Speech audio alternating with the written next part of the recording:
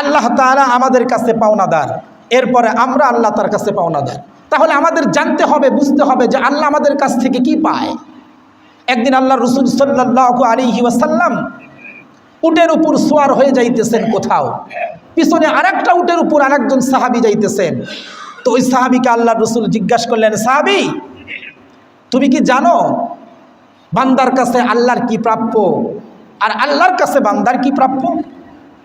সাহাবী জবাব দিলেন, ইয়া রাসূলুল্লাহ আমার তো জানা নাই, আপনি বলে দেন, আপনি তো ভালো জানেন। আল্লাহর পয়গম্বর আলাইহিস সালাম সাহাবীকে ডাক দিয়ে বললেন, সাহাবী রে, বান্দার কাছে আল্লাহর প্রাপ্য হলো বান্দা এক নাম্বার আল্লাহ তাআলাকে লা শারিক বলে স্বীকারোক্তি দিবে, আল্লাহ তাআলাকে এক বলে স্বীকার করে নিবে। আর দুই নাম্বার বান্দা আল্লাহ তাআলার ইবাদত বন্দেগী করবে। বলেন সুবহানাল্লাহ। বান্দার কাছ থেকে আল্লাহ তাআলা এই দুইটা জিনিস পায়। এক নাম্বার বান্দা আল্লাহ তাআলাকে একক বলে স্বীকার করে নিবে, লা শারিকা লা বলে স্বীকার করে নিবে। আর দুই নাম্বার এই ঈমান আনার পরে বান্দা আল্লাহ তাআলার ইবাদত বন্দেগী করবে। সুবহানাল্লাহ। তাহলে বোঝা গেল আল্লাহ তাআলা মানুষের কাছ থেকে কয়টা জিনিস পায়? দুইটা জিনিস। একটা হলো আল্লাহ তাআলার প্রতি ঈমান নিয়ে আসা, যে লা ইলাহা ইল্লাল্লাহ, আল্লাহ তাআলা ছাড়া আর কোনো মাবুদ নাই, তিনি শুধু ইবাদতের উপযুক্ত, লা শারিকা লা, তার কোনো শরীক নাই। এ কথার উপর ইয়াকিন আর বিশ্বাস রাখতে হবে। দুই নাম্বার ইবাদত বন্দেগী করতে হবে কার নামে? বলেন আল্লাহর নামে। সিজদা করতে হবে কার নামে? আল্লাহর নামে। কোনো কিছু চাইতে হলে চাইতে হবে কার কাছে? আল্লাহর কাছে। এইভাবে আল্লাহ তাআলার ইবাদত করা।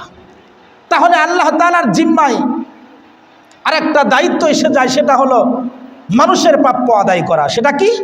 মানুষ যদি আল্লাহ তাআলাকে লা শারিকা লা জেনে আল্লাহর ইবাদত বন্দেগী করে, আল্লাহ তাআলা বলেন আমার কাছ থেকে বান্দারাও কিছু প্রাপ্য, সেটা হলো আমি তাদেরকে জান্নাত দিয়ে দিব। সুবহান। কথাটা এতটুকুনি শেষ নয়। আল্লাহ রাসূল সাল্লাল্লাহু আলাইহি ওয়াসাল্লাম আরেকটা হাদিস শরীফের ভিতরে আসছে, এক মহিলা তার কোলের একটা বাচ্চা কোলে করে নিয়ে আল্লাহ রাসূলের দরবারে আসছে। আসার পরে জিজ্ঞাসা করে, ইয়া রাসূলুল্লাহ আমি আপনাকে একটা সওয়াল করতে চাই, একটা প্রশ্ন করতে চাই। আল্লাহর রাসূল জিজ্ঞাসা করলেন, তুমি কি সওয়াল করতে চাও? মহিলাটা তার বাচ্চাকে কোলে করে নিয়ে আল্লাহর পয়গম্বরকে জিজ্ঞাসা করেন, ইয়া রাসূলুল্লাহ, ইয়া হাবিবাল্লাহ, একজন মা তার কলিজার টুকরা সন্তান ছোট বাচ্চাকে যেই পরিমাণ ভালোবাসে, মহব্বত করে, মা তার সন্তানকে যেই দয়া আর মায়া দেখায়, আল্লাহ কি তার বান্দার প্রতি এই রূপ দয়া করেন কিনা? প্রশ্নটা কিরকম কঠিন দেখেন। আল্লাহর পয়গম্বরের কাছে মহিলা সাহাবী প্রশ্ন করতেছে, ইয়া রাসূলুল্লাহ, একজন মা তার কলিজার টুকরা কোলের সন্তানকে যেইভাবে মহব্বত আর ভালোবাসা দেয়, আল্লাহ তাআলা কি তার বান্দাকে ওই পরিমাণ ভালোবাসেন কিনা?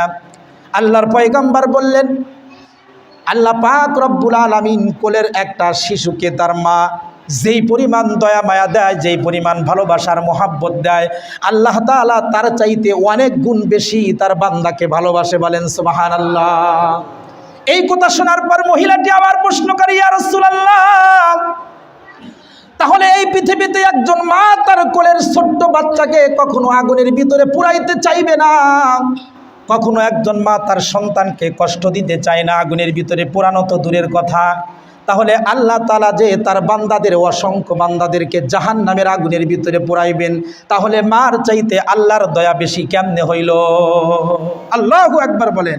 প্রশ্নটা কত কঠিন, কত জটিল। এই প্রশ্ন যখন মহিলা করলো, তো আল্লাহর পয়গম্বর কথার জবাব না দিয়ে নবীজি তখন সিজদায় পড়ে গেলেন। সুবহানাল্লাহ জোরে বলেন। তার মানে এখান থেকে বোঝা যায়, মানুষ যখন কঠিন সমস্যায় যখন সম্মুখীন হয়, তখন তার এক নাম্বার কাজ হলো 2 রাকাত নামাজ পড়ে সিজদার মাধ্যমে আল্লাহর কাছ থেকে সমাধান চাওয়া। সুবহানাল্লাহ। আল্লাহর নবী চিন্তা করলেন না, গবেষণা করলেন না, বললেন না আগামীকাল আসো আমি কিতাব দেখে বলি, এরকম কথা পয়গম্বর বলেন নাই। আল্লাহর পয়গম্বর সাথে সাথে সিজদায় লুটে পড়লেন। দীর্ঘক্ষণ সিজদায় থাকার পরে আল্লাহর পয়গম্বর যখন মাথা উত্তোলন করলেন, মাথা উঠায়া মহিলা সাহাবীকে ডাক দেয়া বলে, ও মহিলা, আমি যে তোমাকে বলেছি একজন কোলের শিশুকে তার মা যেই পরিমাণ মহাব্বত করে ভালোবাসা দেয়, তার চাইতে আল্লাহ তাআলা তার বান্দাদেরকে অনেক গুণ বেশি মহাব্বত করে ভালোবাসে। কথাটা সঠিক, কিন্তু তোমার বুঝতে হবে আল্লাহর বান্দা কাকে বলে। আল্লাহর বান্দা কাকে বলে এটা তোমাকে বুঝতে হবে। এখান থেকে বোঝা যায় সব মানুষই আল্লাহর বান্দা হতে পারে না, এর ভিতরে কিছু কিছু মানুষ আছে আল্লাহর বান্দার থেকে খারেজ হয়ে যায়। কথা বলেন ঠিক কিনা? তাহলে আল্লাহর বান্দা কাকে বলে? তাফসীরের কিতাবের ভিতরে আসছে, যেই ব্যক্তি আল্লাহ পাক রব্বুল আলামিনের ইবাদত বন্দেগী সঠিকভাবে আদায় করে তাকে আল্লাহর বান্দা বলে। সুবহানাল্লাহ বলেন। তার মানে বন্দেগী আছে যার ভিতরে বান্দা বলে তাকে, আর বান্দা বলে ওই ব্যক্তিকে যার ভিতরে আল্লাহ পাকের বন্দেগী করার যোগ্যতা আছে। সুবহানাল্লাহ। আল্লাহর ইবাদত বন্দেগী ছাড়া কারো ভিতরে বান্দার এবং আবদিয়াতের গুণ অর্জন হতে পারে না।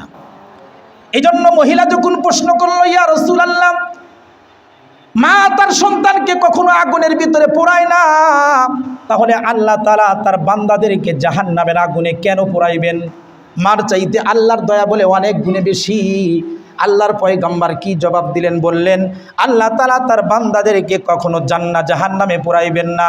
কারণ হলো বান্দা তাকে বলা হয় যার ভিতরে বন্দেগীর গুণ পাওয়া যায়।